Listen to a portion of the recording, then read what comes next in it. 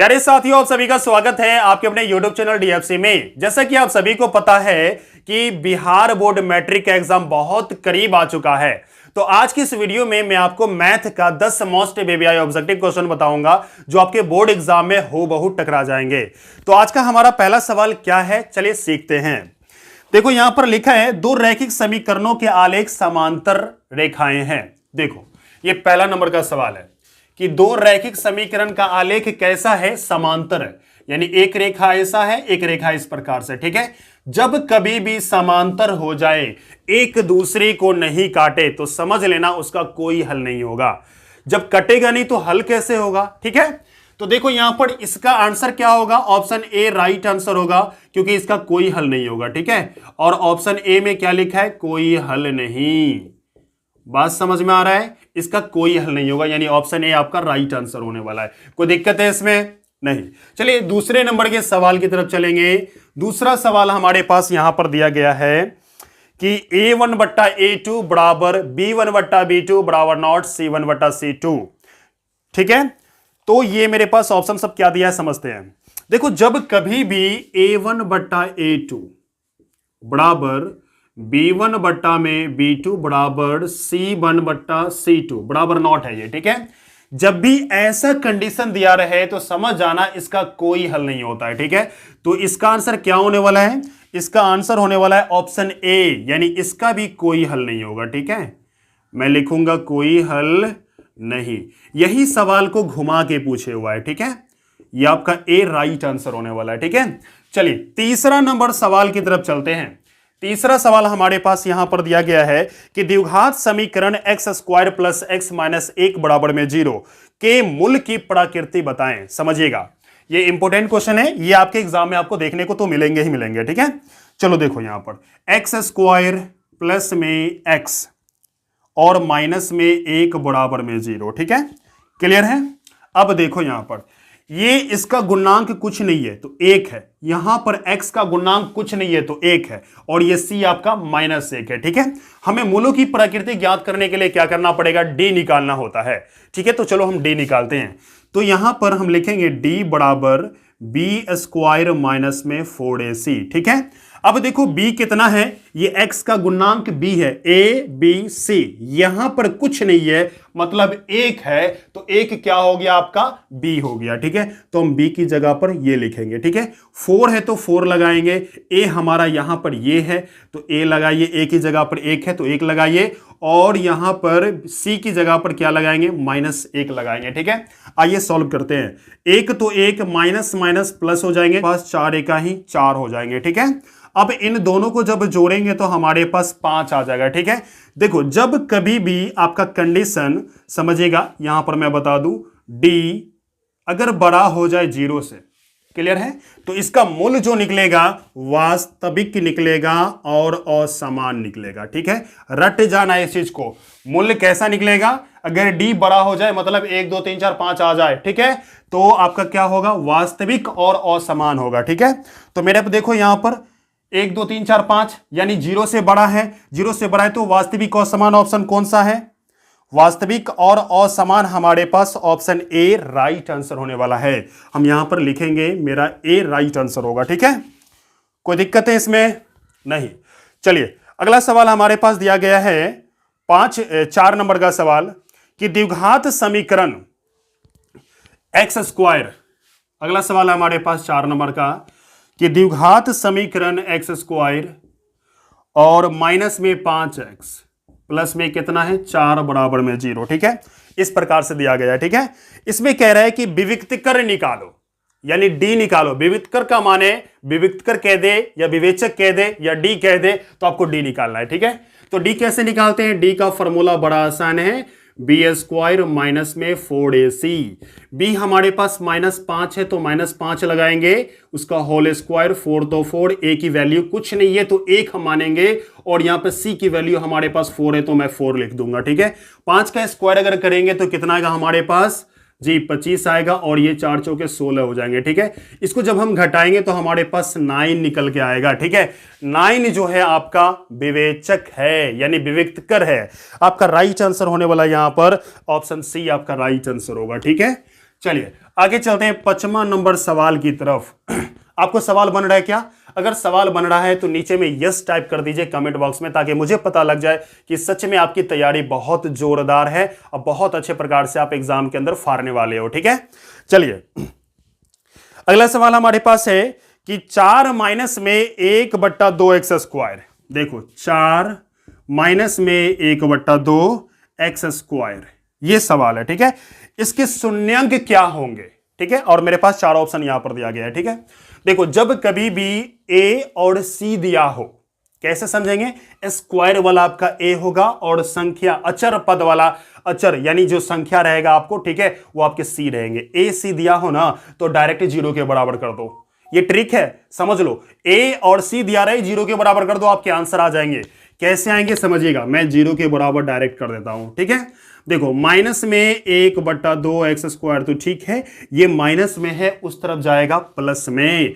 हम क्या कर देंगे, सॉरी प्लस में है, इस तरफ जाएगा माइनस में, ये माइनस से माइनस कट गया। ठीक है, अब यहां पर समझिएगा एक्स स्क्वायर बराबर में 4, ये गुना में है, ये 2 कुंची में है, भाग में, नीचे की तरफ भाग में, उधर की तरफ कुंची में जाएगा, गुना में जाएगा। ठीक है, मैंने गुना में कर दिया 2 को।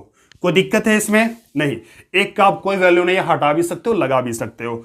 अब समझो यहां पर x बराबर में 4 दूना 8 हो गया, ये जो स्क्वायर है ना इधर की तरफ जाएगा तो ये रूट में जाएगा। ठीक है, और जब इसको हम तोड़ेंगे तो सॉल्व करेंगे तो हमारे पास 2 रूट में 2 ऑप्शन आएंगे, यानी कि यहां पर 3 गो 2 आएगा तो 1 2 2 में से 1 2 बाहर निकलेगा, 1 2 रूट के अंदर ही रह जाएगा। ऐसा ऑप्शन हमारे पास दिया गया है, 2 रूट में 2, ऑप्शन ए दिया गया है। ठीक है, यानी ऑप्शन ए आपका राइट आंसर होगा। उम्मीद करते हैं कि आपको ये सभी सवाल आराम से सॉल्व हो रहा होगा। अगर नहीं हो रहा है तो कोशिश करें सीखने का, जब मैं बताता हूं तो। ठीक है, चलिए अगला हमारा सवाल है कि एपी 6 9 12 का सारवंतर क्या होगा। देखो सारवंतर वाला सवाल आपको तो एग्जाम में मिलेगा ही मिलेगा। ठीक है, जब भी सारवंतर कह दे निकालने के लिए, क्या कह दे? सारवंतर।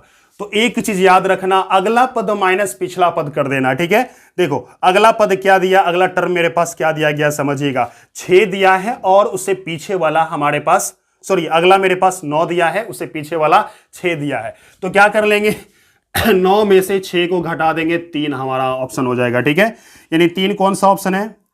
3 हमारा ऑप्शन ए राइट आंसर होने वाला है। ठीक है, चलिए 7 नंबर की तरफ चलते हैं। देखो समय बहुत कम है इसलिए मैं फास्ट बोल रहा हूं ताकि आप कम समय में ज्यादा से ज्यादा सीख पाओ।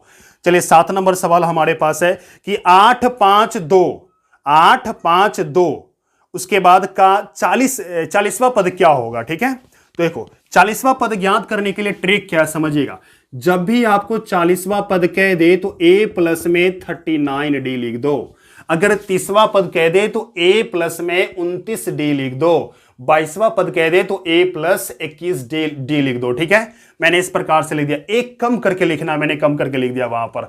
अब देखो यहां पर a की वैल्यू हमारे पास, पहला वाला जो टर्म होता है ना वो a होता है, यानी 8 हमारे पास दिया गया है। ठीक है, और प्लस में 39, और d की वैल्यू हमारे पास क्या होगा, अगला पद माइनस पिछला पद, यानी 5 माइनस 8 यानी कि -3 आएगा। ठीक है, तो हमको क्या करना, -3 लिख देनी है।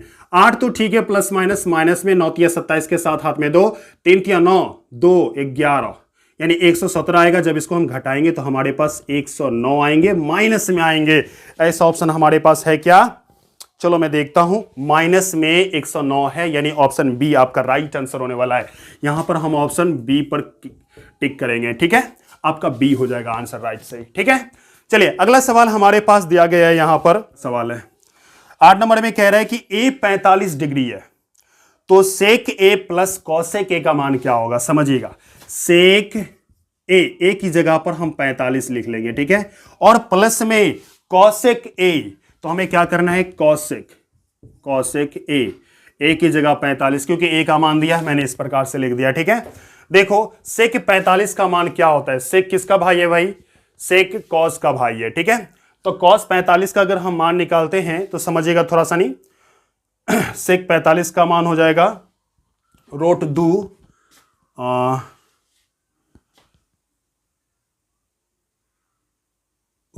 हो जाएगा। ठीक है, मैं यहां पर √2 लिख दूंगा। ठीक है, √2। सेक 45 का मान क्या होगा? √2 होगा, √2, ठीक है। चलो इसके बाद कॉसेक 45 का मान क्या हो जाएगा? कॉसेक 45 का मान हो जाएगा हमारे पास हो जाएगा, इसका भी √2 हो जाएगा, ठीक है। मैं यहां पर √2 लिख देता हूं। इन दोनों को जब हम जोड़ेंगे तो हमारे पास 2√2 आएगा, ठीक है। ऐसा ऑप्शन है मेरे पास जी, 2√2 यानी 2√2 आ जाएंगे। ऑप्शन आपका डी हो जाएगा, ठीक है। ऑप्शन आपका डी राइट आंसर होगा। बात समझ में आ रही है? 9वां नंबर सवाल हमारे पास लिखा है यहां पर कि दो समरूप त्रिभुजों का क्षेत्रफल का अनुपात दिया है 121:64। क्या लिखा है? 121:64। ऐसा सवाल दिया हो ना, और उसमें माध्यिका कह रहा है, ठीक है। क्या कह रहा है हमको यहां पर? उनके संगत माध्यिका का अनुपात क्या होगा? बस कुछ नहीं करना, आपको करना है क्या कि यहां पर आपको रूट डायरेक्ट लगा देनी है। शॉर्टकट तरीका, 121 का वर्गमूल हमारे पास 11 निकलेगा, 64 का वर्गमूल हमारे पास क्या निकलेगा? 8 निकलेगा, ठीक है। ऐसा ऑप्शन हमारे पास दिया गया है, 11:8 दिया गया है, ऑप्शन ए। यानी ऑप्शन ए में आपका राइट आंसर कौन होगा? ऑप्शन ए राइट आंसर हो जाएगा, ठीक है। चलिए अगले सवाल की तरफ हम चलेंगे। अगला सवाल हमारे पास यहां दिया है, यदि एक वृत्त का क्षेत्रफल 64 पाई तो इसकी परिधि क्या होगी? समझिएगा, हमें क्षेत्रफल दिया गया है, 10 नंबर सवाल में क्षेत्रफल दिया गया है। समझिएगा, क्षेत्रफल कितना है? तो 64 पाई दिया गया है। ओके, मैंने 64 पाई लिख दिया, ठीक है।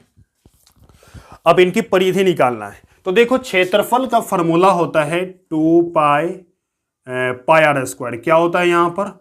तो हमें पाई आर स्क्वायर लिखना पड़ेगा, और ये हमारे पास 64 पाई। पाई से पाई कट गया, आर स्क्वायर बराबर में 64। ये आर बराबर जब स्क्वायर रूट में जाएगा, उधर जाएगा तो रूट में होगा, और ये हमारा 8 हो जाएगा। यानी आर की वैल्यू निकल गई। अब हमें निकालना है परिधि। तो परिधि यानी वृत्त का परिधि बराबर फॉर्मूला होता है 2 पाई आर। 2 तो 2, और पाई को रहने दो क्योंकि पाई भी ऑप्शन में है, और हमारे पास ये 8 लिखना है, ठीक है। आर की जगह पर 8 लिखनी है। 8 दूना 16 पाई हमारा राइट आंसर होगा, यानी 16 पाई ऑप्शन बी आपका राइट आंसर होने वाला है, ठीक है। इसी प्रकार का मैं और भी सवाल आपको सभी के सामने लेकर के आऊंगा। अगर चाहते हैं कि इस प्रकार का और सवाल हमारे पास हो, क्योंकि एग्जाम बहुत करीब आ चुका है, तो आप हमारे चैनल को सब्सक्राइब कर लीजिए। मैं आपको हर दिन इसी प्रकार का मोस्ट बेबीआई ऑब्जेक्टिव क्वेश्चन बताऊंगा, जो आपके बोर्ड एग्जाम में आपको देखने को मिलेंगे। तो चलिए आज की क्लास यहीं पर वाइंड अप करते हैं, मिलेंगे अगली क्लास में।